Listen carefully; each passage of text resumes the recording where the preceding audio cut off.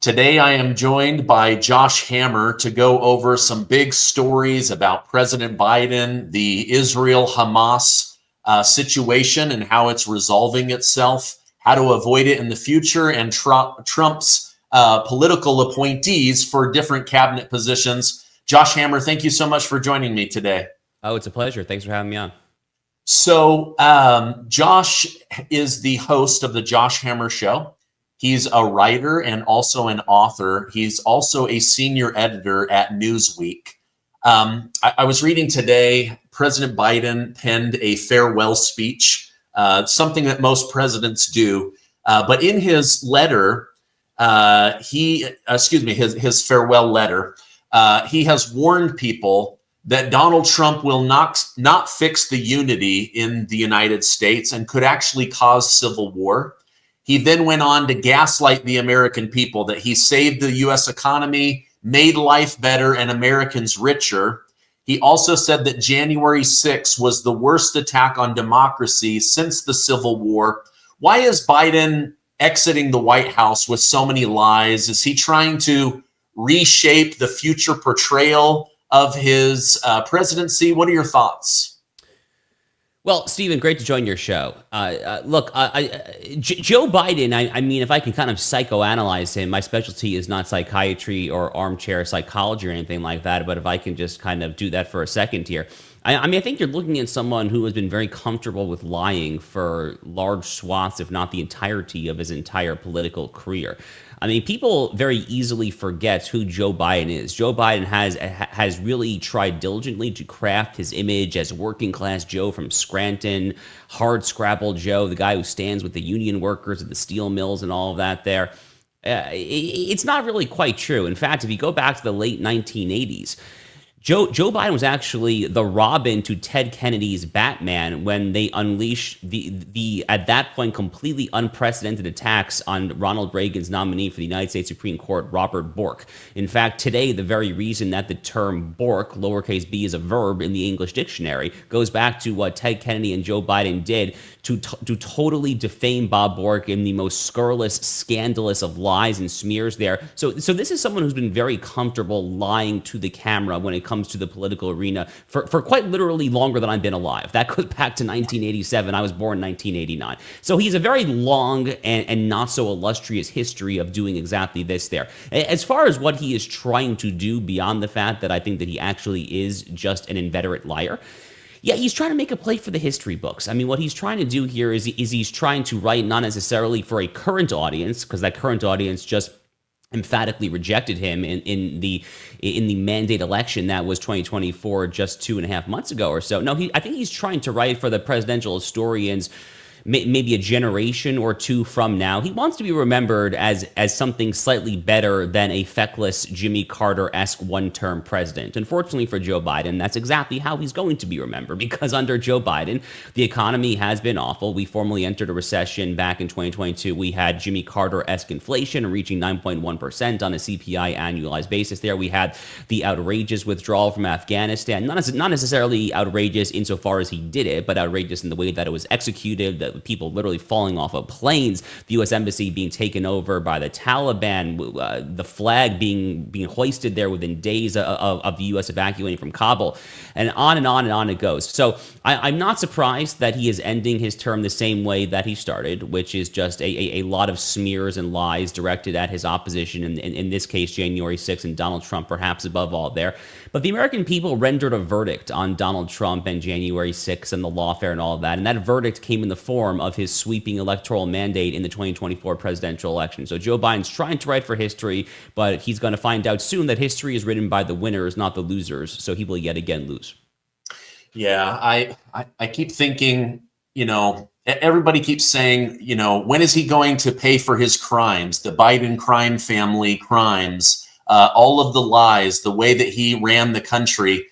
I think at this point, the only thing they can really do is point out the truth, which will further tarnish and damage his reputation. But that's what I want written in the history books. I want future generations to realize this was a really horrible 4-year period for America, even though they tried to wallpaper over it with controlling the media, spending trillions of dollars to artificially inflate an economy, and just all of the lies from the Democrats. But, everything the Democrats do, we're now seeing that, whether it's Gavin Newsom or others, their behaviors, their policies are showing their true colors. And I'm just hoping that, as you mentioned, the American people voted. They rendered a verdict. I hope that more verdicts will be rendered on other Democrat officials going forward. What are your thoughts on Gavin Newsom and Karen Bass, the way that they have handled the Los Angeles Palisade fires?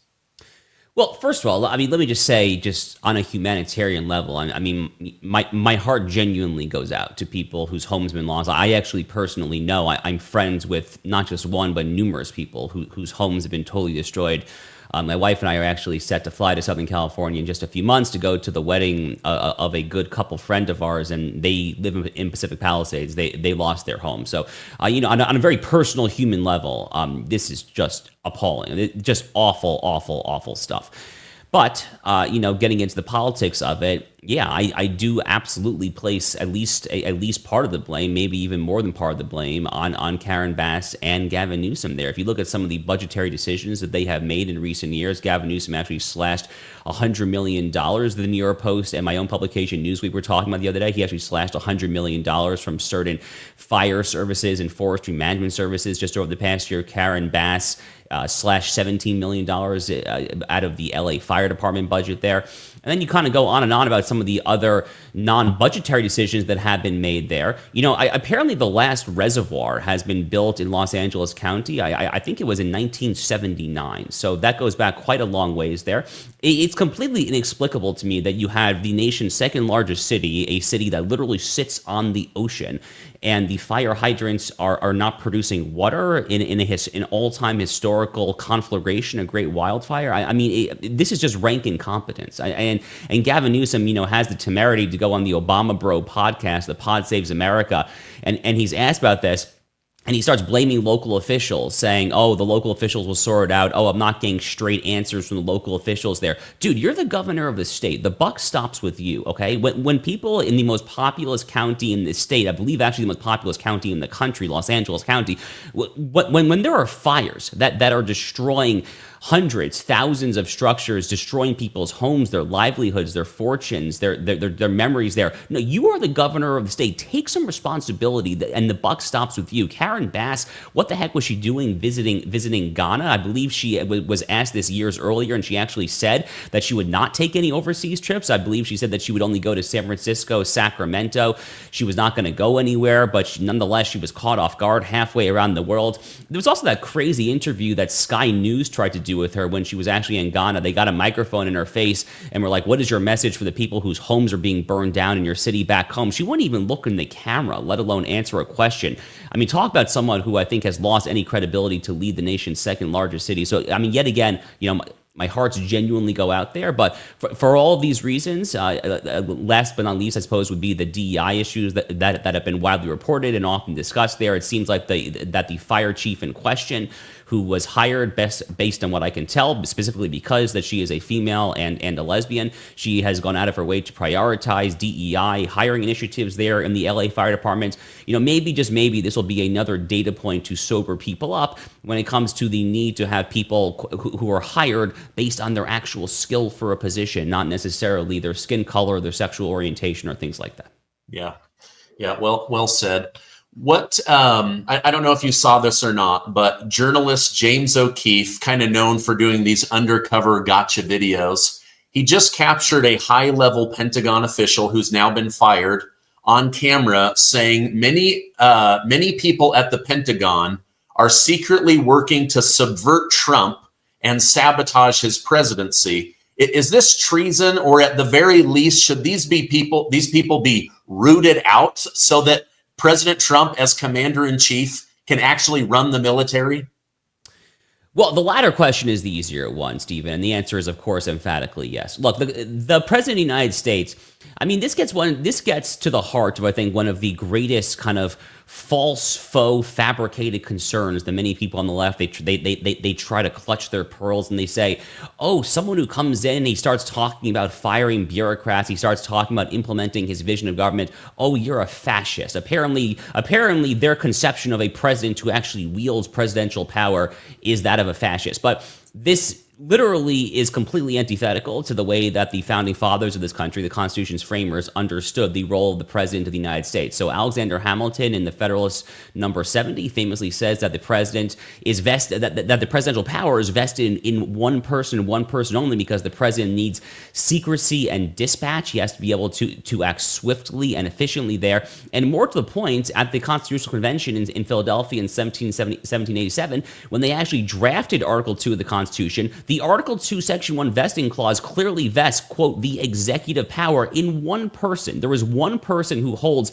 the executive power. It is the President of the United States. Some legal theorists call this unitary executive theory. I call it just the most bare bones, basic interpretation of what the Constitution actually says. What that means in practice is that when it comes to implementing the executive power, there's only one person who does it. It's not the vice president. It's not the attorney general. It's certainly not some low-level staffer deep in the bowels of the Pentagon who James O'Keefe has managed to get on camera to confess there. No, it is the President of the United States. And that means that he has the full plenary constitutional authority, period, full stop, end of story, to do whatever he has to do to get people who agree with his vision, who will execute that vision. That, after all, is what the people voted for. You know, Stephen, the left likes to say that they're for democracy. Well, are you for democracy? I mean, do you actually agree that a democratically elected new president should be able to implement a vision that we, the demos, that we, the people, just voted for? Try to square that circle for me. I mean, this is actually the most lowercase d pro-democratic thing imaginable there.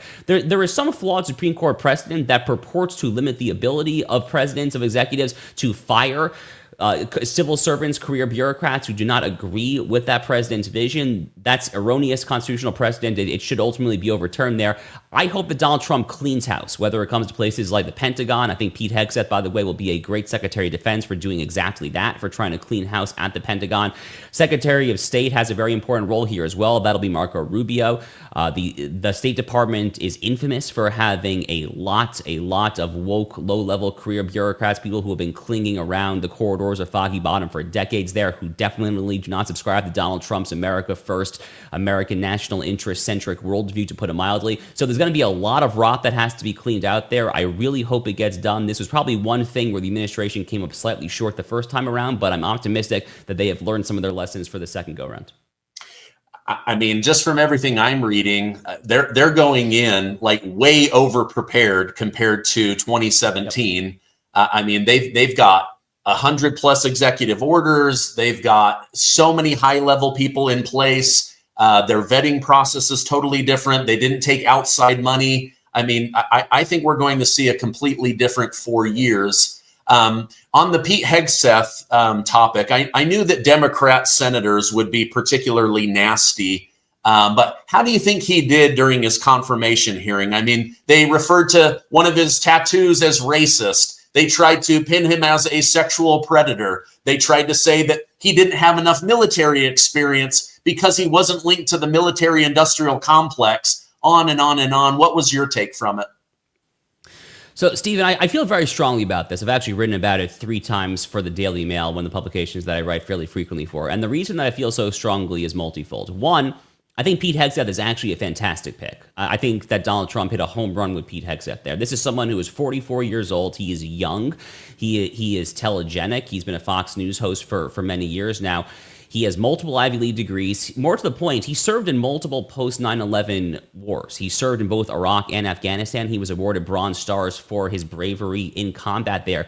Put all those factors together, I think if you were trying to inspire the young men of this country, and really if we're being clear here, we're looking at young men in the South, the Midwest, the Rocky Mountain region. Those are the kind of people that we need to inspire to kind of go to their local office and actually volunteer to serve their country. To me, the number one issue, Stephen, the number one issue that the United States military currently faces is that we have had a double-digit percentage military recruitment shortfall across the Army, Navy, Air Force, Marines, all the branches for multiple years on end. We need someone who is a young warrior who has served in these recent post 9/11 wars, who can get in there and inspire to re-inject patriotism into the hearts and minds and souls of young men there. I think Pete Hegseth is absolutely that guy. Nonetheless, Democrats very strongly disagree, to put it mildly.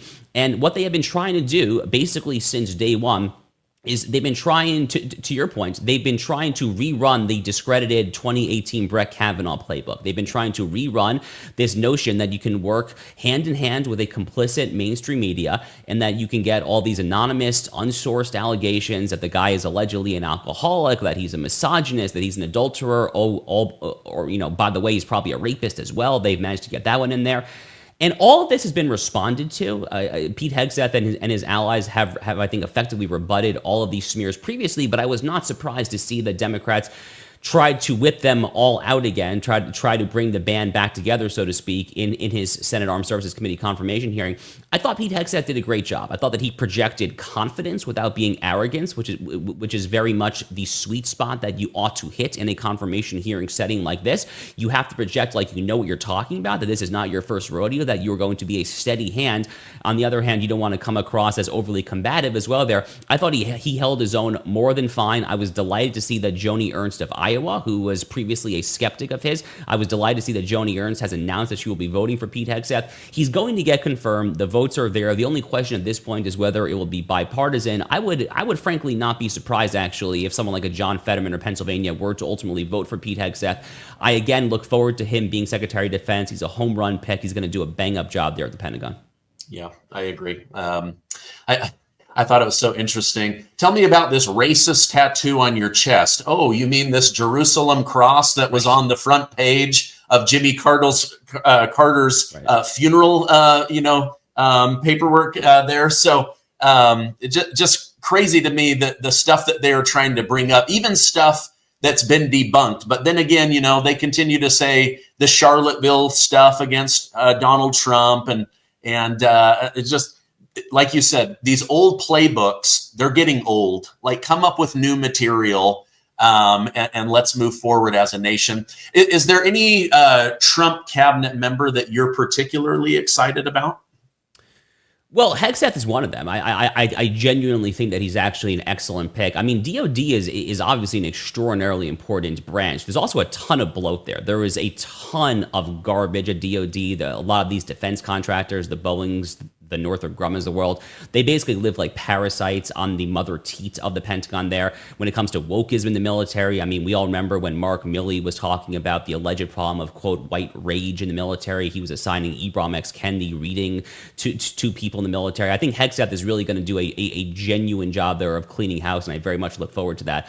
I live in Florida. I think that my Senator Marco Rubio is going to be a fantastic Secretary of State. His opening remarks at his own confirmation hearing were fantastic. He was talking about the generational threat that is the Chinese Communist Party. I think that Marco Rubio fundamentally understands the nature of the era in which we are living.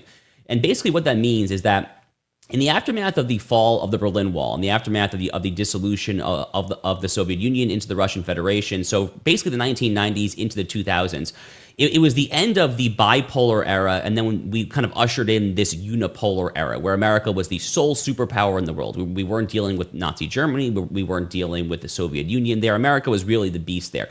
And we let that hubris and conceit get to our head when it came to everything from foreign policy to trade policy to letting China into the World Trade Organization. And Marco Rubio, based on what I can tell, has intuited all of the correct lessons of the failures of post-Berlin Wall fall globalism. And I think he's going to take that hard-headed, sober, realist approach to his time at Foggy Bottom. I think that is a deeply inspired pick there.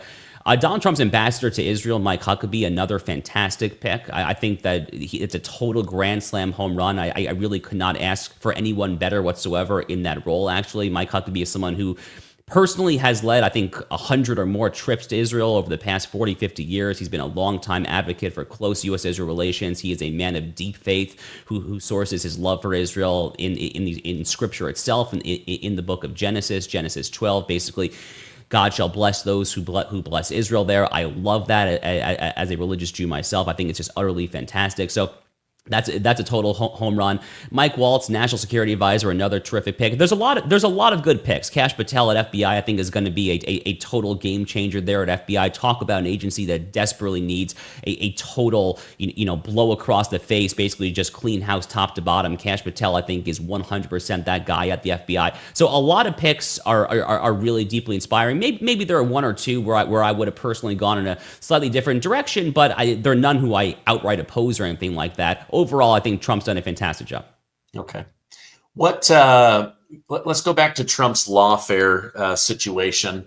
Special counsel Jack Smith, after losing his case and being told to end it because Trump was voted as president, then releases all of his notes about Trump and how he wanted to attack the case as if everything were facts versus just his defense. Why would he do that?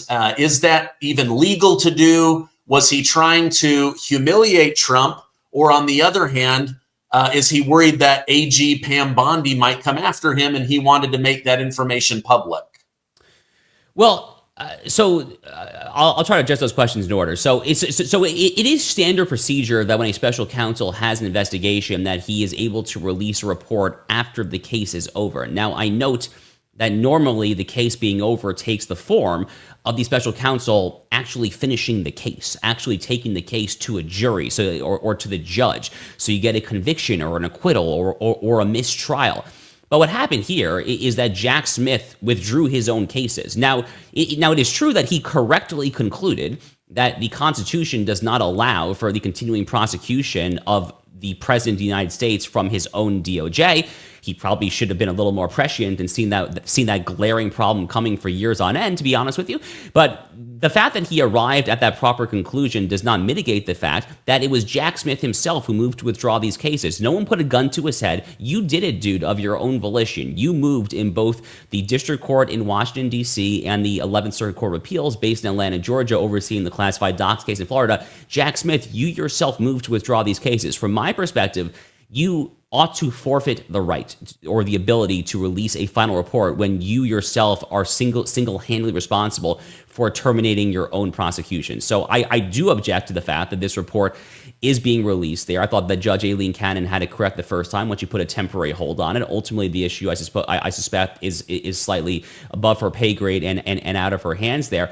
I think what Jack Smith is trying to do ultimately, to kind of get back to what we were talking about with Joe Biden maybe 15, 20 minutes ago or so, I think that Jack Smith is similarly trying to make a play for the history books here. He's trying to be remembered by everyone from high school students to law students 15, 20, 30 years from now as a modern-day Elliot Ness, the guy who got Al Capone in Chicago. He wants to be remembered as a noble lawman, as a guy who did the right thing, who was pursuing truth, justice, and the American way, who was trying to uphold our Constitution there.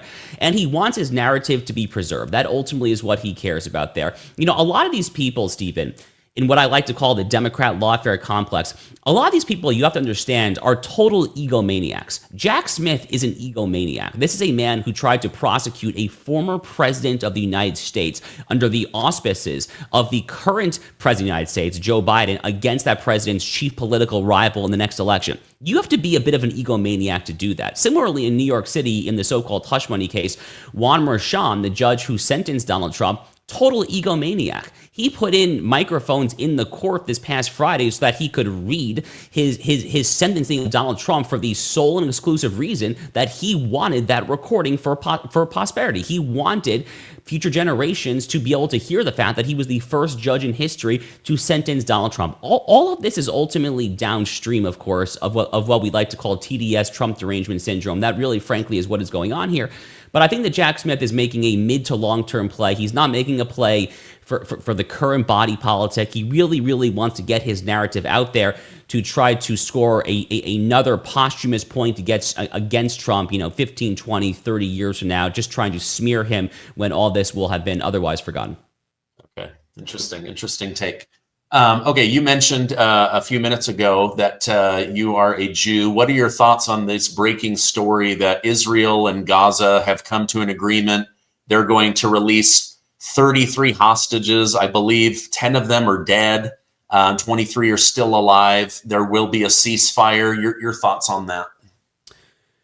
Well, let me first say that my heart goes out obviously to the families who are going to receive dead bodies back of their loved ones. On the other hand, my heart also goes to those who are about to receive their alive loved ones who have been in captivity with this horrific jihadist organization for 15 months now. So, far be it from me to possibly have the temerity to question the very real emotions of all those families. But I guess with that aside, I'm not a fan of the deal. I'm definitely not a fan of this deal. I think that it is a very bad and dangerous deal for Israel. It brings me back to the Gilad Shalit prisoner swap, which happened back in 2011 or so, where Israel basically traded over 1,000 hardened Palestinian Arab terrorists in exchange for one captured soldier, Gilad Shalit. Among those terrorists that Israel traded back in the Shalit swap were Yahya Sinwar. He actually was part of the Gilad Shalit prisoner swap. We all saw what happened with Sinwar in Hamas. So I deeply worry that future Sinwars are part of this swap today. And the ratio, of course, just continues to be absolutely absurd. 50 terrorists for every captured female soldier, 30 for every captured civilian. I mean, it's just ridiculous. The ratio and just the amount of jihadists that Israel has enforced over the years to give up simply to get its illegitimately taken civilian hostages back. It's just truly insane. I think more disturbing is the notion that there is a potentially lengthy ceasefire in place here.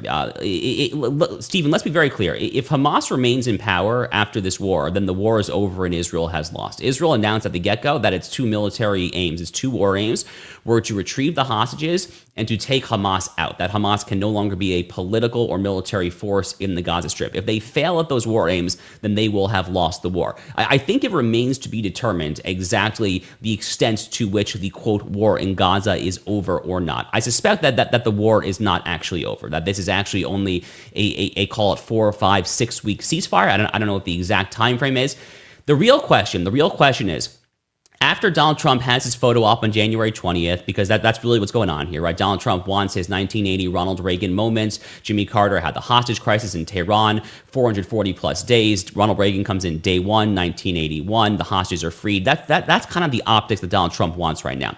But the real question is, after that photo op is there, 2, 3, 4 weeks after that, whatever it is, when Netanyahu inevitably probably does send IDF forces back in to go up against Hamas, which has not been fully eradicated, does anyone in the Trump administration then say, no, you can't do that? That really is where push comes to shove here.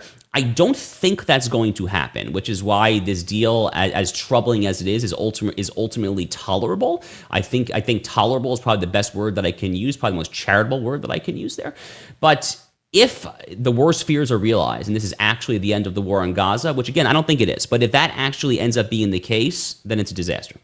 Yeah, I don't personally think this will be the end of the war. I think that this is get a chunk of people home, and then we'll hold back another group of people, and we'll continue to battle this thing out.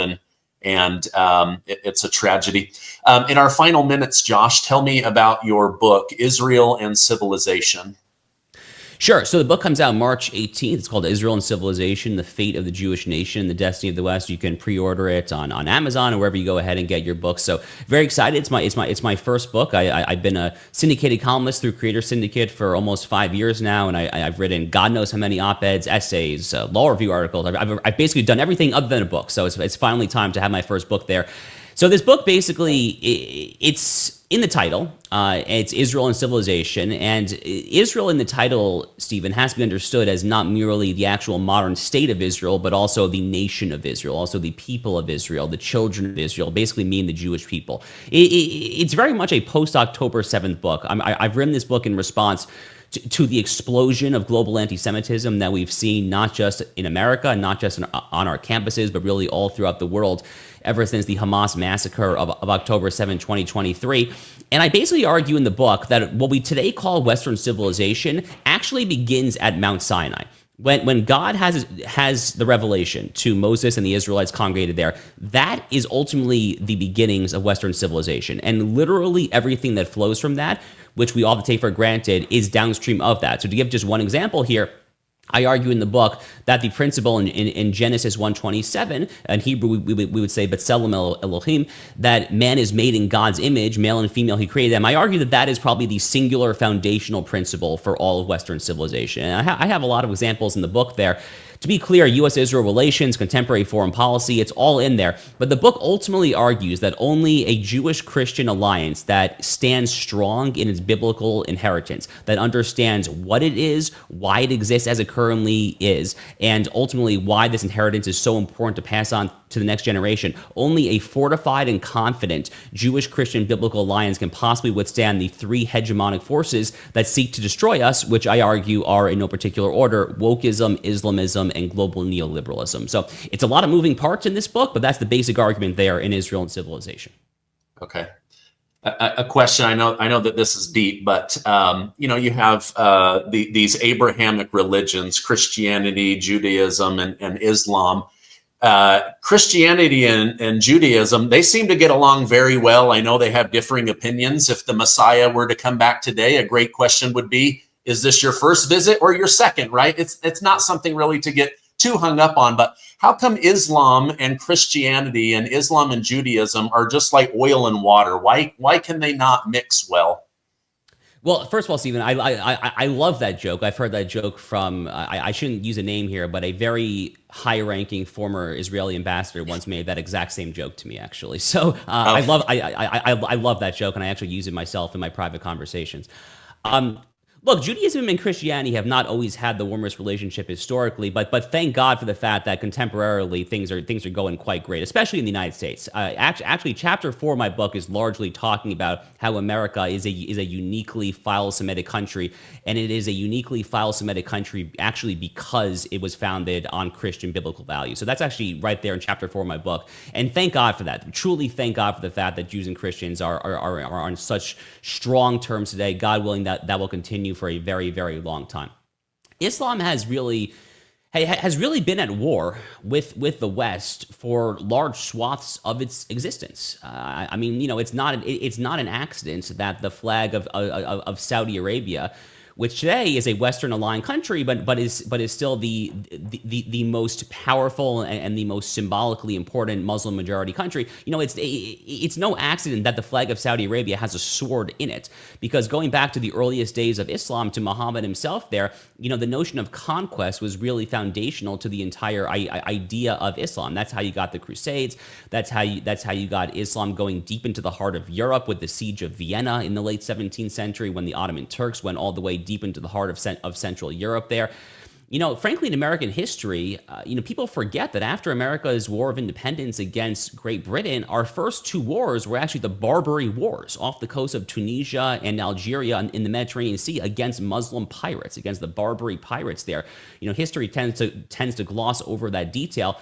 So there is something in Islam that is just not easily reconcilable, I think, with a lot of the biblical inheritance from Christianity and Judaism. I'm not a Quranic expert, so I don't necessarily claim exactly what it is there. There obviously are any number of wonderful, patriotic, pro-American, pro-constitutional Muslims there. Really, the key difference, Stephen, is between Islam and Islamism. When you take Islam and you make it into your totalitarian end-all, be-all ideology, when you get into Sharia law, Sharia supremacism, that's when you start to have very, very, very real issues. Unfortunately, though, Islamism, as we saw, among other things, with the recent ISIS attack on Bourbon Street in New Orleans, unfortunately, that is a very, very real problem, even right here in these United States. Okay. Josh, I know we have a hard out. I appreciate you coming on. I want to put a direct link to your book, Israel and Civilization, down below. If people want to follow you online, where can I point them towards? So really appreciate it, Stephen. Great conversation. So I'm on X, Josh_Hammer. Instagram is Josh B. Hammer. I write a weekly syndicated column. Then you can go ahead and check out our work at the Article 3 Project as well, article3project.org. I'm also senior counsel over there. Okay, great. I didn't know that. That's very interesting. Thank you so much for coming on. I hope you have a great rest of your day. You too. Thank you.